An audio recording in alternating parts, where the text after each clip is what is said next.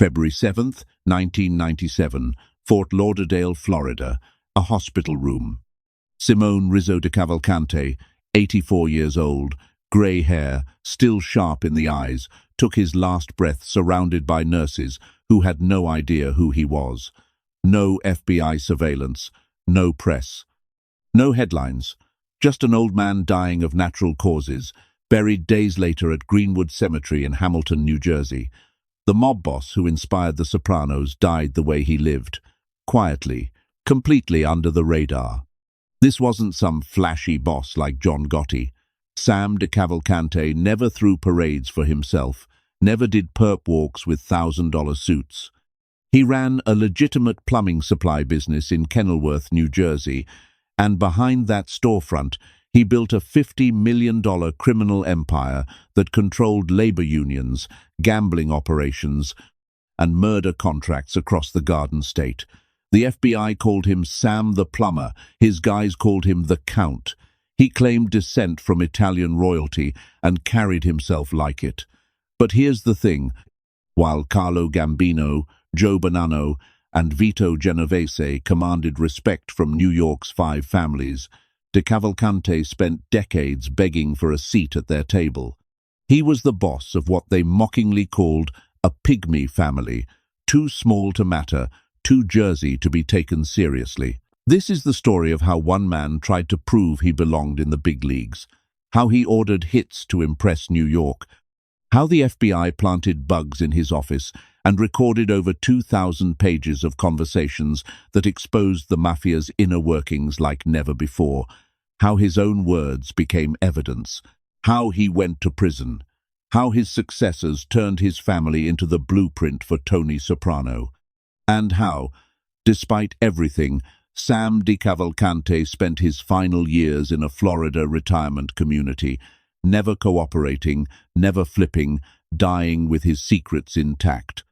But here's what the history books don't tell you. Sam DeCavalcante wasn't just running a crime family. He was conducting an orchestra of violence, corruption, and respect-seeking that would shape New Jersey organized crime for generations.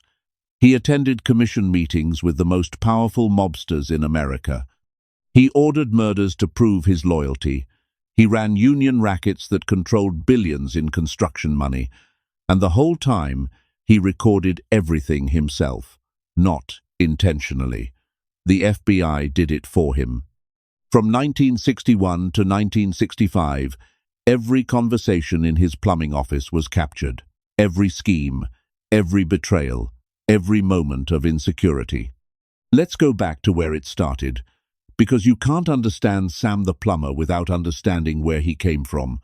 April 30th, 1913. Brooklyn, New York. Maria Antoinette Occhipinti and Frank Rizzo DeCavalcante, both Sicilian immigrants, welcomed their son into the world.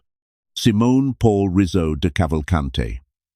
The family moved to Trenton, New Jersey when Sam was a boy. Blue-collar neighborhood, Italian families everywhere. The kind of place where everybody knew everybody, and if you needed work, you asked the right people. Sam's parents came from Ribera, Sicily, a small town in the Agrigento province, mountainous, poor, the kind of place where men either became farmers or left for America. Thousands of Riberesi emigrated to the United States in the early 1900s. Many settled in Elizabeth, New Jersey. They brought with them the traditions of the old country, including the Mafia. Sam grew up watching the older generation run neighborhood gambling operations, loan sharking, labor unions. By the time he was 20, he knew the life. By 30, he was in it. He wasn't flashy. He didn't rob banks or deal drugs. He went into construction, plumbing specifically. He opened a legitimate business, Kenilworth Heating and Air Conditioning, a storefront, a legitimate operation with real customers, real invoices, real employees. And, behind the counter, in a small back office, Sam ran the DeCavalcante crime family. Here's how the family formed. In the 1920s and 1930s, there were 2 Mafia factions in New Jersey. The Newark family, run by Gaspar D'Amico, and the Elizabeth family, run by Stefano Badami. Badami's crew was mostly Riberisi, guys from the same Sicilian town, tight-knit, loyal. They controlled the docks, the unions, the gambling. But Badami had a problem. He was too ambitious. He tried to expand into New York territory. In 1955, Badami disappeared, never found. The Commission, the ruling body of the American Mafia, decided to divide up his territory among the 5 families. They declared Newark an open city. But the Elizabeth family didn't dissolve. They regrouped under a new boss. Filippo Amari, known as Phil. Amari kept things quiet, ran the Rackets, stayed out of New York's way. When Amari died in 1956, leadership passed to Nicholas Delmore. Delmore was old school, kept the family small, maybe 60 made members, a few hundred associates, gambling, loan sharking, labor racketeering, nothing flashy. Sam DeCavalcante was Delmore's underboss, second in command. He watched, he learned, he built relationships with the New York families, he attended sit-downs, he mediated disputes. And when Delmore died in 1964, the family turned to Sam. At 51 years old, Sam DeCavalcante became boss. He inherited a small operation, but he had big plans. He wanted respect. He wanted recognition from the Commission. He wanted the 5 families to stop calling his crew a pygmy operation. So he did what any ambitious boss would do. He started proving himself. With violence. 1961, Kenilworth, New Jersey. The FBI was watching Sam DeCavalcante. They'd been watching him for years, but this time they did something different. They planted microphones. 4 locations. Sam's plumbing office. 3 other mob hangouts in New Jersey and Pennsylvania. For 4 years, from 1961 to 1965, the FBI recorded every word. They called it the Goodfella Tapes. Over 2,000 pages of transcripts. Conversations about murder, extortion, commission meetings, internal family politics, arguments over money, disputes over territory, and most revealing of all, Sam DeCavalcante's desperate need for respect from New York. Here's what made these tapes unprecedented. Before this, the FBI had informants. They had surveillance photos. But they'd never captured a mob boss in his natural environment, conducting daily business, for years. The transcripts revealed how the Mafia actually operated, not the Hollywood version, the real thing. Sam talked about everything. He discussed a sit-down where he tried to mediate a dispute between Joe Bonanno and the other commission bosses. He talked about attending a meeting with Carlo Gambino. He complained about being disrespected. He ordered a hit on a guy who owed money and refused to pay. He discussed union corruption with his capos. He talked about fixing union elections. He mentioned paying off cops. He bragged about his connections. But the most telling moments were the insecure ones.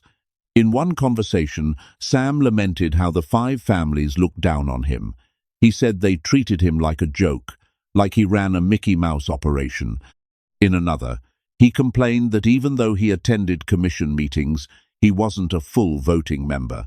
He had to beg for permission to make moves in his own territory. One recorded exchange went like this. Sam was talking to his underboss, Frank Maggiore. They were discussing a meeting with a Gambino captain.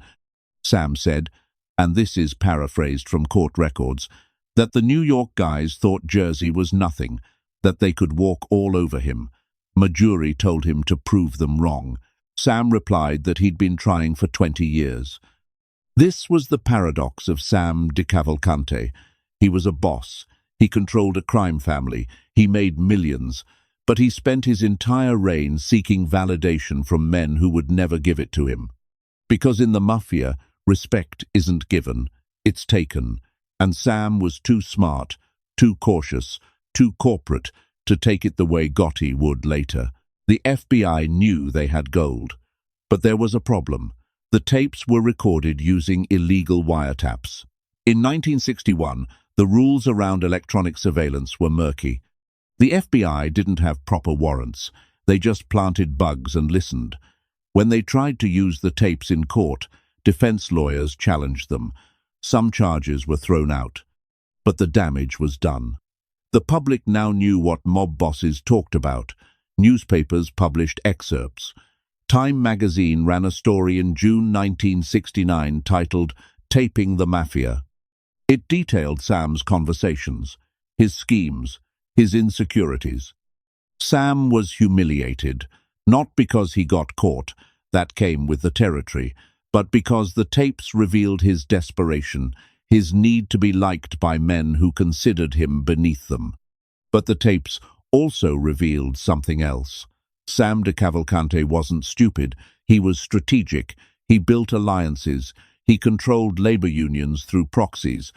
He ran illegal gambling operations that pulled in hundreds of thousands of dollars a year. He ordered hits when necessary, but always maintained plausible deniability. And despite the FBI's surveillance, they couldn't pin major charges on him. Not yet. Let's talk about how Sam actually made money.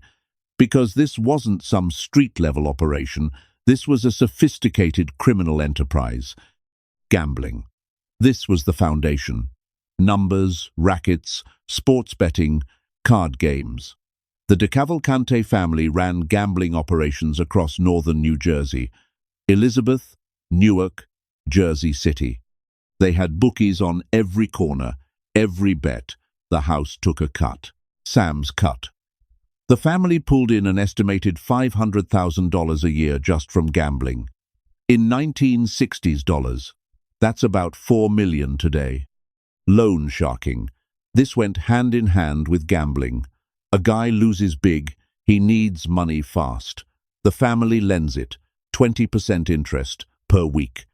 Miss a payment, the interest doubles. Miss 2 payments, you get a visit.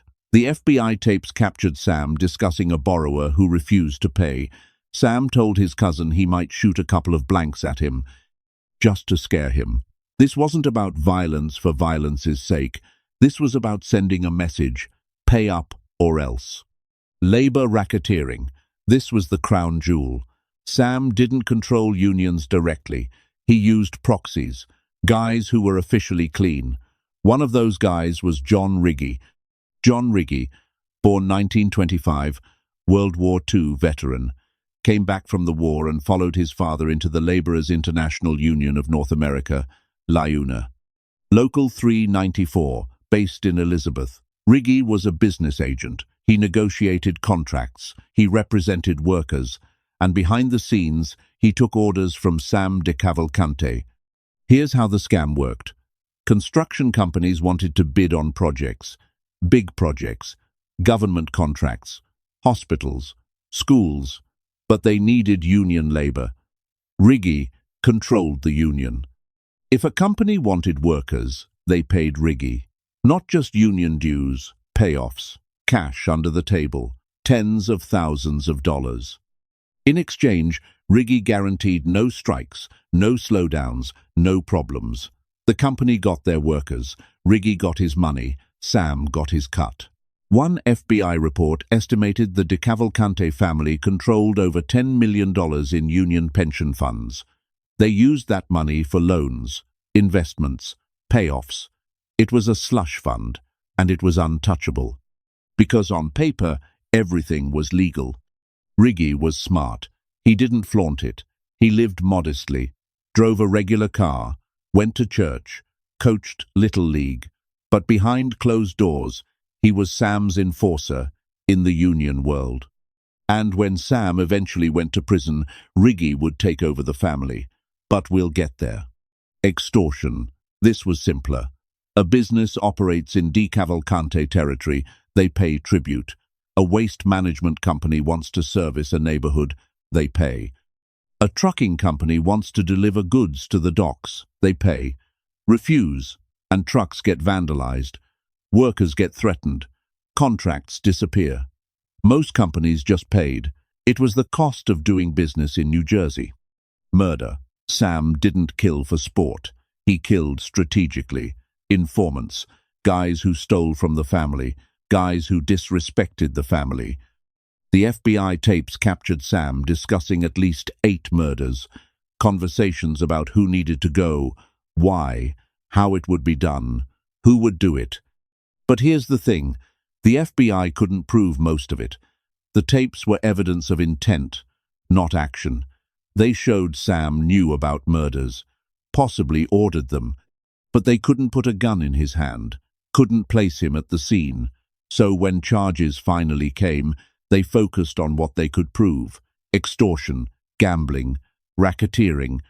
June 10th, 1969. Federal agents arrested Sam DeCavalcante at his Kenilworth plumbing office. He was 56 years old, calm, cooperative. He'd been expecting this. The charges: conspiracy to commit extortion, illegal gambling, racketeering. The evidence: the FBI tapes. The trial lasted months. Prosecutors played excerpts from the wiretaps, conversations about payoffs, gambling operations, threats. Sam's lawyers argued the tapes were illegally obtained, and they were right. But the prosecution had enough corroborating evidence: witnesses, financial records, testimony from lower-level guys who flipped. September 25th, 1970. Federal jury, Newark, New Jersey, guilty. Simone Rizzo DeCavalcante, convicted on multiple counts. The judge sentenced him to 15 years in federal prison. Sam appealed, argued the wiretaps violated his Fourth Amendment rights. In 1971, an appeals court agreed. They overturned the extortion conviction, but the gambling charges stuck. The sentence was reduced to 5 years. Sam went to prison. He served his time quietly, no drama, no media interviews. He read. He kept to himself. He maintained contact with his family, not his crime family, his actual family, his wife, his kids. He wrote letters, made phone calls, stayed out of trouble. And in 1976, after serving most of his sentence, Sam DeCavalcante walked out of federal prison. He was 63 years old. He'd lost years, lost money, lost respect. But he hadn't lost his family. The DeCavalcante crime family was still operating. His guys kept things running while he was inside. Gambling continued, union rackets continued, loan sharking continued. And when Sam got out, he stepped back into his role. But something had changed. Sam was older, tired. The FBI had exposed him. His conversations were public record. He'd become a punchline, the mob boss who got caught on tape begging for respect. It haunted him. In 1976, Sam made a decision. He would step back, not retire completely, but step back. He installed Giovanni John Riggi as acting boss. Riggi, now 51, had been running the union rackets for decades. He was respected, connected, and most importantly, he hadn't been caught on tape. Sam moved to Florida, semi-retirement. He kept a home in New Jersey but spent most of his time in Miami. He played golf. He went to dinner with his wife. He collected Social Security from his plumbing business. On paper, he was a retired businessman. In reality, he was still consulting, still making decisions, but from a distance. Riggi took over day-to-day operations, and under Riggi, the family evolved. They maintained the old traditions. The Ribera Club in Elizabeth became the family's headquarters, a social club where made members gathered, where disputes were settled, where orders were given. Riggi raised labor racketeering to an art form. He expanded the union operations, controlled more locals, more pension funds, more payoffs. The DeCavalcante family pulled in an estimated $20 million a year under Riggi's leadership. That's in 1980s dollars, over $50 million today. But Riggi made a mistake. He kept too high a profile. In 1989, he was indicted on racketeering charges, extortion, labor racketeering, using his union position to commit crimes. The trial was brutal. Witnesses testified about payoffs, about threats, about how Riggi controlled the construction industry in New Jersey. In 1990, Giovanni Righi was convicted and sentenced to 12 years in federal prison. With Righi locked up, the family fractured. Various factions vied for power. By the mid-1990s, Vincent Vinny Ocean Palermo emerged as the new acting boss. Palermo was different, younger, more volatile, less strategic. He'd married Sam DeCavalcante's niece back in the 1960s. Family ties. But Palermo lacked Sam's patience, lacked Righi's discipline. Under Palermo, the family got sloppy. In 1999, the FBI, using an undercover agent and informant, Anthony Rotondo, arrested 40 members and associates of the DeCavalcante family. Massive sweep, charges ranging from murder to extortion to drug trafficking, and Palermo, facing life in prison, did the unthinkable. He flipped, became a government witness, testified against his own guys. The betrayal devastated the family. Guys went to prison because of Palermo's testimony. The DeCavalcante name, once associated with loyalty and old-school values, was now tainted by a boss who turned rat. 1999. While the DeCavalcante family was collapsing, something unexpected happened. A television show premiered on HBO, The Sopranos, created by David Chase, a New Jersey native who grew up hearing stories about the mob. The show followed Tony Soprano, a New Jersey mob boss, struggling to balance family life with running a criminal enterprise. The similarities were undeniable. Tony Soprano ran a waste management business, a front, just like Sam ran a plumbing business. Tony's crew was small, disrespected by New York, just like DeCavalcante's. Tony struggled with loyalty, respect, and internal conflicts. Just like Sam, the show depicted mob life in New Jersey as less glamorous than New York, more suburban, more mundane, exactly how it was. David Chase never confirmed the DeCavalcante family as the sole inspiration. He cited multiple influences: the Boyardo family, the Genovese family's New Jersey operations. But everyone knew. The Sopranos was the DeCavalcante family, the FBI wiretaps, the internal conflicts, the desperation for respect. It was all there. And the show became a phenomenon. 6 seasons, 86 episodes, critical acclaim, cultural impact. It changed television. And it immortalized the DeCavalcante family in a way they never could have imagined. Sam DeCavalcante spent his entire life trying to be taken seriously. And in death, his family became the inspiration for the greatest television show of all time. But Sam never saw it. He died February 7th, 1997, 2 years before The Sopranos premiered. He died in Fort Lauderdale, 84 years old. Heart failure, natural causes. He was buried at Greenwood Cemetery in Hamilton, New Jersey. A small funeral, family and close friends.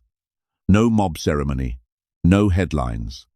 Sam DeCavalcante lived 84 years, ran a crime family for over 30, survived FBI surveillance, survived prison, survived betrayals, and he died a free man, never flipped. Never cooperated, never gave up his guys. In a world where loyalty is rare, that meant something. So, what's the legacy of Sam the Plumber? First, the FBI tapes. They remain one of the most comprehensive looks inside a Mafia family ever recorded. Researchers, authors, and law enforcement still study those transcripts. They reveal the mundane reality of organized crime, not the glamour, the grinding, daily work of running illegal operations while pretending to be legitimate. Second, the labor racketeering blueprint. Under Sam, and then Righi, the DeCavalcante family perfected union corruption. They showed how a small crime family could control billions of dollars in construction money by controlling the unions. That playbook was copied by other families, the Genovese family, the Lucchese family. It became standard operating procedure. Third, The Sopranos. Like it or not, Sam DeCavalcante's life inspired the most influential television show of its era. Tony Soprano's struggles, his insecurities, his desire for respect from the New York families, it all traced back to Sam. And that cultural impact is undeniable. Fourth, the quiet approach. Sam wasn't flashy. He didn't seek media attention. He ran his operations like a business. That approach kept him out of prison for decades. It allowed him to retire in Florida while other bosses died violently or rotted in cells. In the end, Sam outlived most of his contemporaries. Carlo Gambino died in 1976. Joe Bonanno died in 2002 after decades in hiding. Vito Genovese died in prison in 1969. Sam died at home. That's success in the Mafia world. The DeCavalcante family still exists today, weakened, diminished, but still operating. Charles Big Ears Majuri is believed to be the current boss. The family runs low-level gambling, loan sharking, some labor racketeering, nothing like the old days, but they survive. Because Sam built something resilient. He built a family that valued loyalty over flash, tradition over ambition, survival over glory. Part 7. The Paradox. Here's the thing about Sam DeCavalcante that nobody talks about. He was a walking contradiction, a mob boss who craved legitimacy, a criminal who ran a successful legal business, a man who ordered murders while donating money to an orphanage in Ribera, Sicily every year. The nuns there called him a saint. The FBI called him a racketeer. Both were right. Sam's donations to the orphanage in Ribera were documented. The New York Times ran a story in June 1969 titled, "Sam the Plumber Show's Other Side." The article described how the sisters at the orphanage had no idea Sam was a mob boss. They knew him as a generous benefactor, a successful American businessman who never forgot his roots. He sent money every year, thousands of dollars. The orphanage named a wing after him. This duality defined Sam's life. He genuinely believed he was a good person. He provided for his family. He helped his community. He created jobs through his plumbing business. The illegal stuff, the violence, the extortion, that was just business, a means to an end. He didn't see himself as a criminal. He saw himself as a businessman operating in a system where the rules were different. The FBI tapes revealed this mindset. In one conversation, Sam justified a hit by saying the guy had it coming. He'd broken the rules, disrespected the family. In Sam's worldview, that was justice, not murder, justice. He lived in a moral universe where loyalty trumped legality, where respect was earned through fear, where a handshake meant more than a contract. This is what made Sam DeCavalcante dangerous. Not his capacity for violence, not his criminal empire, his ability to rationalize everything, to see himself as righteous, to believe his own narrative. That's the mindset that allows men to commit terrible acts without guilt, without hesitation. February 7th, 1997. Sam DeCavalcante's heart stopped beating in a Florida hospital room. He'd been sick for weeks. Heart problems. The doctors said it was age. 84 years of life catching up. His wife was there. His children were there. He wasn't alone. The funeral was small. Family. A few old friends from New Jersey. No mob presence. No surveillance. Just people mourning an old man. Sam was buried at Greenwood Cemetery, a simple headstone. Simone Rizzo DeCavalcante, 1913 to 1997. No mention of his nickname, no mention of the family, just a name and dates. The newspapers barely covered it. A short obituary in the Newark Star-Ledger, a few paragraphs. Former mob figure dies in Florida. That was it. No retrospectives, no analysis. Sam DeCavalcante faded into history as quietly as he'd lived. But his story didn't end there, because 2 years later, The Sopranos premiered. And suddenly, people wanted to know about the real New Jersey mob. Journalists dug up old FBI reports. True crime authors wrote books. Documentaries were made. And Sam DeCavalcante, the quiet boss nobody remembered, became the blueprint for the most famous fictional mobster of all time. Researchers at the University of Nevada, Las Vegas, maintain transcripts of the DeCavalcante wiretaps in their special collections. Students study them, scholars analyze them. The conversations Sam thought were private became public record. His insecurities, his schemes, his desperation for respect, it's all there, preserved forever. In 2015, Giovanni Riggi died in prison. He was 90 years old. He'd served over 20 years of his sentence. He never cooperated, never flipped. He died the way Sam taught him, loyal to the end. In 2001, Vincent Palermo entered witness protection after testifying. He's somewhere in America today. New identity, new life, protected by the government he spent decades fighting. The ultimate betrayal of everything Sam stood for.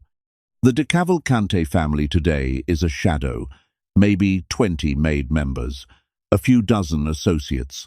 They operate in Elizabeth. They run small gambling operations. They collect some union payoffs. But the glory days are over. The days when Sam DeCavalcante sat at tables with Carlo Gambino and Joe Bonanno are gone. The days when New Jersey mobsters controlled millions in rackets are finished. But the legacy remains. The FBI still uses the DeCavalcante wiretaps as training material. They show agents what real mob conversations sound like, how criminals think, how they rationalize, how they operate. Sam's voice, captured on those tapes, still teaches lessons decades later. Sam DeCavalcante wanted respect. He spent his entire life chasing it. He attended commission meetings. He ordered hits. He built a criminal empire, and the 5 families still called him a joke. Because respect in the Mafia isn't about money. It's not about violence. It's about perception. And Sam, for all his intelligence, never understood that. The quiet bosses last longest. That's the lesson. Gotti flaunted his power and died in prison. Castellano lived lavishly and got shot. Scarfo was violent and spent decades in cells. But Sam DeCavalcante kept his head down, ran his rackets quietly, and when the heat came, he did his time and walked away. He lived to 84, died surrounded by family. That's as good as it gets in that world. The Sopranos ended with Tony Soprano sitting in a diner, waiting for his family, as the screen cut to black. Ambiguous, open-ended. We never knew if Tony lived or died. But Sam DeCavalcante's ending was clear. He lived, he survived, he died on his own terms. And in a business where most men die violently or behind bars, that's the ultimate victory. Sam, the plumber, the boss nobody remembers. The inspiration for the greatest television show ever made. The man who ran New Jersey organized crime for 30 years, while the 5 families mocked him. The man whose voice, captured on FBI tapes, exposed the Mafia's inner workings to the world. The man who died quietly in a Florida hospital, leaving behind a legacy he never could have imagined. This was Sam DeCavalcante, the real Soprano, the quiet Don, the plumber who built a criminal empire one pipe at a time. If this story fascinated you, hit that subscribe button. We drop a new mob documentary every single week, diving deep into the untold stories of organized crime. Drop a comment below. What mob figure should we cover next? What's a story you've never heard that needs to be told? We read every comment. This is Mob's History, the truth behind the legends.